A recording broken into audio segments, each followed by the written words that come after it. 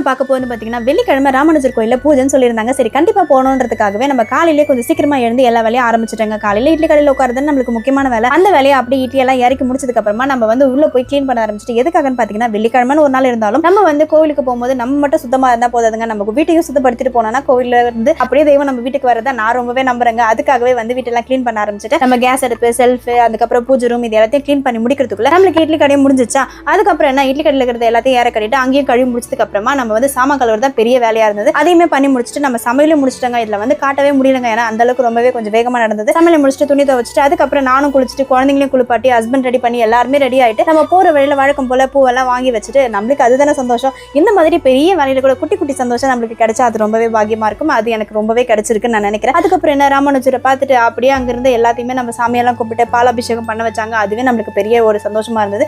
அதெல்லாம் பண்ணி முடிச்சுட்டு அப்படியே நம்ம வீட்டுக்கு வந்தாங்க. இந்த மாதிரி நீங்க கூட நாள் முழுக்க வேலை செஞ்சிருந்தாலும் சின்னதா ஒரு ஃபேமிலியோட ஒரு கோவிலுக்கு போகும்போது இருக்கிற சந்தோஷம் இருக்கு பாத்தீங்களா, அது வேற லெவல்ல இருந்தது. இதை நீங்க அனுபவிச்சிருந்தா வீடியோ லைக் பண்ணுங்க. அப்படியே சப்ஸ்கிரைப் பண்ணாம வீடியோஸ் பாக்குறவங்க சப்ஸ்கிரைப் பண்ணிடுங்க. தேங்க்யூ, பாய்.